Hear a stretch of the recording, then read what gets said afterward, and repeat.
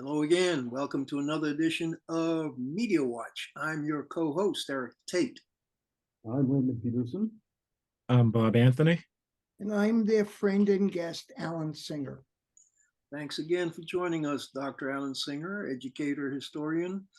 We're putting this session together on a Thursday. What's today's date? Thursday, May 11th.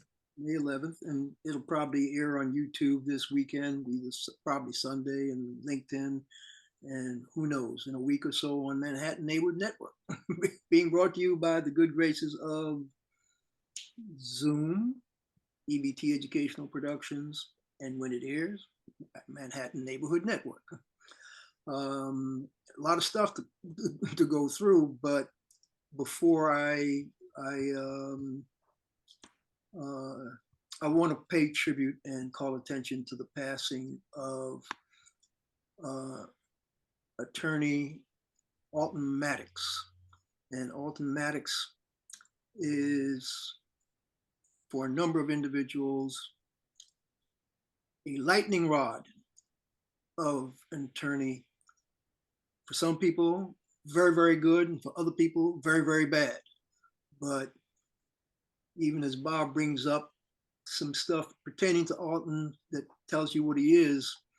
Matter of fact, Bob, you go ahead and read how the Amsterdam News did their tribute to him when he passed. Well, as you can see, the Amsterdam News, and yes, he was extremely, those of you who are too young to know, he was extremely busy in legal circles and in New York for decades. Defending a lot of civil rights cases. But yeah, Herb Boyd, who has been at the Amsterdam News forever, wrote the piece on Alton Maddox, the people's lawyer and attorney at war, dead at 77.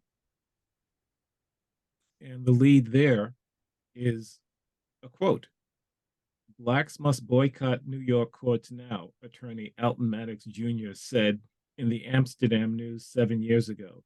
"It makes no sense for us to go into these racist courts and expect justice." That same year, he repeated that demand during his testimony before the New York Commission on Statewide Attorney Discipline. Such a declaration was typical of a man who was known as the, quote, attorney at war and the people's lawyer, who joined the ancestors on Sunday, April 23rd, 2023. He was 77. And yeah, the Amsterdam News pays a beautiful tribute to his history and to his legacy, and covers a lot of cases, including the one that he's most famous for, of course, the Tawana Brawley case. Interestingly enough, you mentioned Tawana Brawley. The New York Times headline for Alton's passing, Alton H. Maddox Jr. This is the headline: Alton H. Maddox Jr., 77, lawyer in Tawana Brawley rape hoax, dies. That's their headline. The case inflamed racial tensions, with Mr. Maddox later calling New York the Mississippi of the 90s. After the fraud was revealed, he was unrepentant. And so that's how the New York Times led their mixed obit, as far as I was concerned, because in the body of their obit, they talked about how many cases he won, as opposed to how many cases he lost. And by his own account, he said the reason they did not give him back his license after they disbarred him for the Tawana Brawley case was because they got tired of getting their butts kicked in court. They were not about to let him back into the courtroom. And so, but the case that they did not mention in the New York Times obit, I found egregious, because that Central Park 5, the exonerated 5, there were 6 or 7 in the original charges brought against those young men who were all innocent. And guess which attorney got one of those guys off immediately? Ta-da! Alton Maddox, the family of one of those kids that were initially charged, immediately called Alton Maddox. He went down, he made sure he represented that young man, and he was never charged. And so the Central Park 7 became the 6, and then it became the 5. And so that gives you an idea of the kind of lawyer he was. Al Sharpton was in the middle of the Tawana Brawley situation. We won't go into that because that's a whole major case on its own. But Sharpton was brought up by the same state New York Attorney General, Robert Abrams, on 67 counts of fraud and other charges. And guess which attorney got Sharpton off on all 67 counts?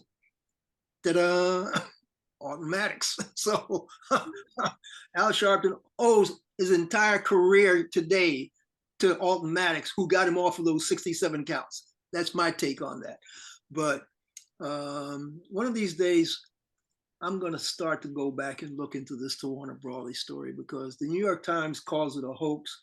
At Alton Maddox's funeral, somebody gave an oration that said, "Time will prove Alton Maddox right and the rest of society wrong when it comes to the Tawana Brawley case." And I never dug into that case like I did into the Atlanta murders and the MOVE bombing. And I've regretted not digging into it all these years, but for another time. Speaking of attorneys and speaking of lawyers, that gives us a segue to what's the next story we think we want to talk about. Did we want to deal with? Go ahead. You under Jordan Neely. Oh, yeah, okay, Jordan Neely. Well, I think it's been 11 days since Jordan Neely was killed in the Manhattan subway by Daniel Penny, a former Marine who's trained in physical combat and trained to kill people, who did in fact kill this gentleman on the subway with a chokehold lasting for more than a few minutes, long enough to kill him, take his life. Self-defense, vigilantism, everybody has their opinion. I say, this is me, my opinion. I think that Daniel Penny knew the consequences of what he was doing, didn't care, and for whatever reason, there are a lot of speculation about that, but he should be brought up on charges. As I was saying earlier, Eric, there was a similar case in San Diego last year, where it's the same situation. I was on a bus. Black man attacked a white woman who was videoing him with her phone. A gentleman stepped in, grabbed him, chokehold, killed him. He was arrested within hours. The trial is pending, but basically, yeah, the police acted immediately, and here it is, 11 days, and Daniel Penny is still out there. You know, we can talk about, you know, whether or not it was self-defense or vigilantism. The real tragedy of all of this, not to diminish his death, but the system failed him from the beginning. He was in a treatment program. He volunteered as a plea bargain for an assault last November, but he left after 2 weeks. And you couldn't stop him. I mean, that's the way our law is. He had a right. It was considered a voluntary program. All they can do is repeal the deal, but they can't make him stay in that institution. Yeah, it's interesting. I think a jury of his peers should be passing judgment on Penny, or whatever his name is, because Daniel Penny. He basically understood exactly what kind of chokehold he put Neely in because of his military training. And so, as far as I'm concerned, they can go to court and he can put up a self-defense plea all he wants. But I think he needs to be charged because that young man's dead. And he really had not, even though he had menaced and done some crazy seeming things, he hadn't put a hand on anyone to my knowledge. So I believe DA Bragg is saying the process will work its way out. And yeah, I'm guessing this young man, this Marine, ex-Marine, will probably end up getting some sort of indictment to stand trial because this young man is dead. You can't walk that away. And so if they don't file charges and don't try him, then I think there's going to be a serious lot of craziness going on in New York. But it's not going down that road. My take, this is an opinion, he needs to stand trial and let a jury of his peers decide whether what he did. I mean, in the subway, we were talking about this before we went on. Yeah, we see this kind of activity, by people who have mental issues all the time. There's one thing about alerting the police. There's another thing about, say, holding somebody for the police. But a 3-minute chokehold by somebody who knows how to deliver one is a big problem. He should have known, and at minimum, it's negligence. I mean, he should have known that a 3-minute chokehold, and he had help. Somebody else was holding the guy's arms. He should have known that that was a possible deadly situation, and he should have at least released enough to let him breathe, but still hold him. So, But, yes, we'll let it. Go ahead. What it'll come down to the jury, and I'm sure the judge may make this point, or I think he might, is that what would a reasonable person do in that situation? Well, what's your definition of reasonable, first of all? But yeah, what would a reasonable person do? Look, as a high school teacher, I broke up a lot of fights, and I never put anybody in a chokehold. What we would do, what I would do, I can't say we, is I'd come behind one of the combatants, wrap my arms around their chest, pinning their arms so they couldn't punch anybody. And that's how I held them, just like a lock. But he used a death grip. He did not use a restraining grip. No. And that's why I agree with Bob. Involuntary manslaughter, or a minimum criminally negligent homicide. Yeah. Yeah, I think we're all on the same page here. And speaking of criminal justice systems and stuff going on, do we want to segue to we're talking Santos, we're talking Trump. We could segue from criminal. Trump just got charged with slapped with a $5 million judgment for E. Jean Carroll, right? Alan, why don't you segue from the E. Jean Carroll $5 million to the CNN town hall meeting? Because I think you were keeping tabs on that, right?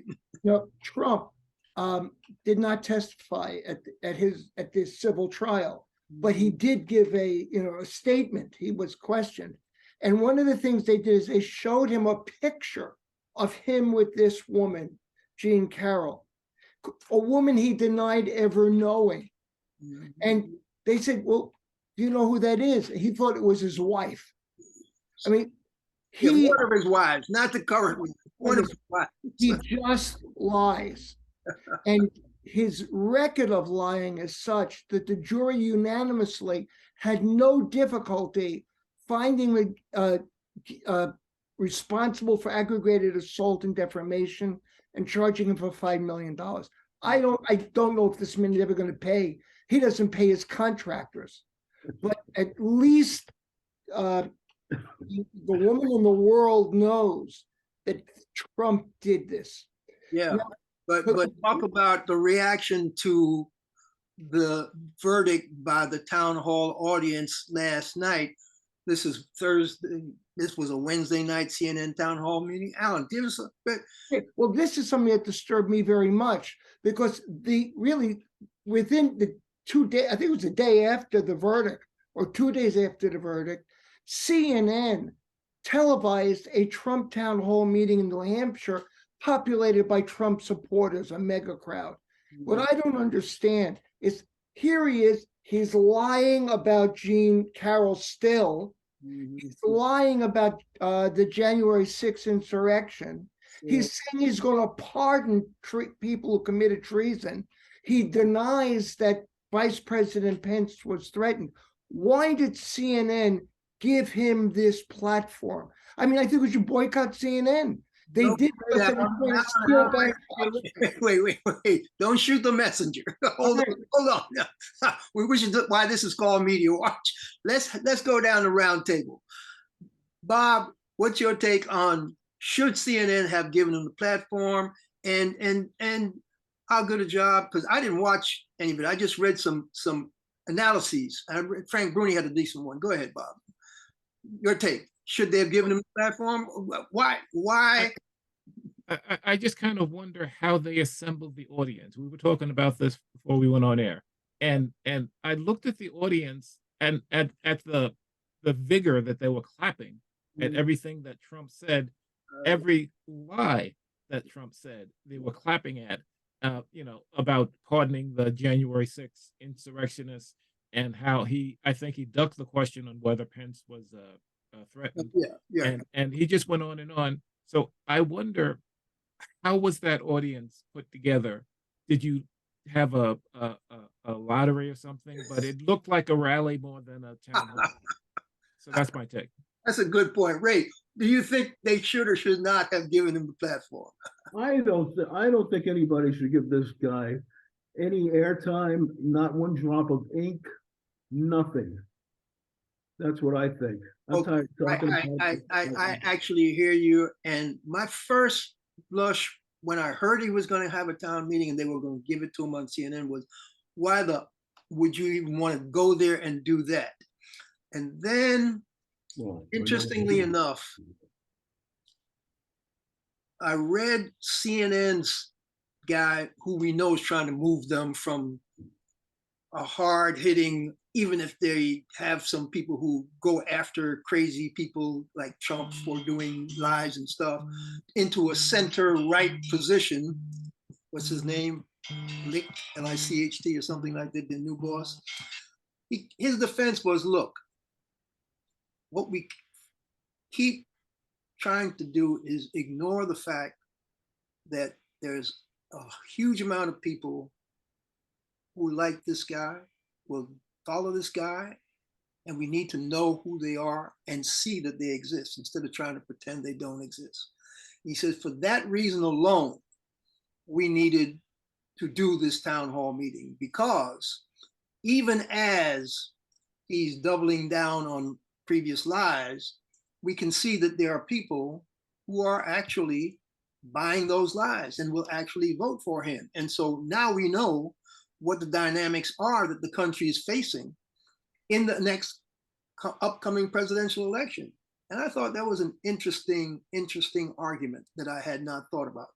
Frank Bruni, the opinion columnist of the Times, I read his column, and he came down with the fact that we saw a guy who was just 3 or 4 years younger than Biden, who vocabulary was so basic that the only thing he'd say was stupid, stupid, stupid. His level of acute intellectual capacity, even though he was speaking with vigor, was totally not what I would expect from a presidential. I'm paraphrasing Bruni now. He's saying we needed to see exactly who this guy still is. If you think he is reformed, if you think he might be changing to a, no, it's going to be a rehash of the same old, same old, same old. And yeah, same lies, same litany of the lies that he told, right? And his point, like you were saying, Bob, the audience, it was seemingly a hand-picked Trump audience. So for that reason, it was not doing the rest of the country a service, even though it did the country a service. It wasn't the best service because it wasn't a neutral audience.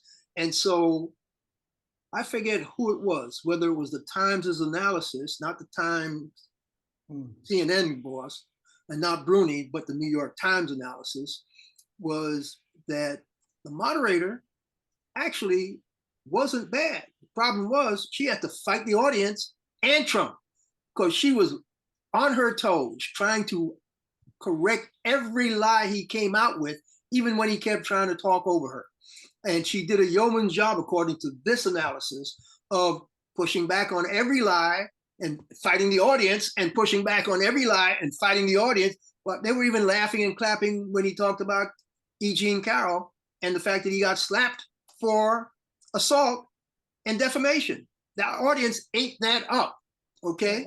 And so it's good to understand who his base is. And so, yeah, I now changed my mind about them giving him the platform, but I don't think it did the country as much of a service as the CNN guy seems to think it did. I mean, the audience went crazy when he called her nasty. Yeah. And then he went Moderator, on, he called the moderator nasty, right? and then I think the biggest piece of BS was when he said that he could end the Russia-Ukraine war in 24 hours. Yeah. Yeah. So I don't even want to. Yeah, I don't want to waste any more time. Rudy's point was CNN is running a circus to get ratings, to try to attract new people. And media has a responsibility. You know, at what point do you say this is so outrageous that we don't broadcast this?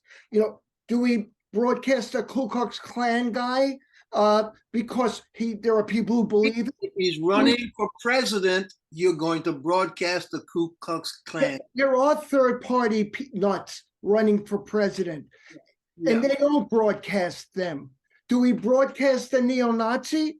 I mean, at what point do you draw the line? And I think CNN crossed the line by giving an audience to this kind of irresponsible lying. Okay, I'm gonna say that would have been my original, but I'm gonna go maybe not, because it was good to be able to see this guy get up and say, I can end the war in Ukraine in 24 hours. I mean, just to put that in the perspective of, and this is the guy you want to lead your party as the presidential candidate in the next election, this wacko who could go over there in 24 hours, end the war. That to me is worth seeing. Now, listening to the lies and the other craziness, that's weigh that one way or the other. But enough of Trump. His acolyte, who's taking the playbook, talk to me, Alan, about your guy. Liar number 2, but trying to be liar number 1. George Santos was indicted on 13 federal charges of embezzling campaign contributions, money laundering, wire fraud, stealing public funds, lying in disclosure to Congress. He was collecting unemployment insurance from New York during COVID while getting paid in Florida.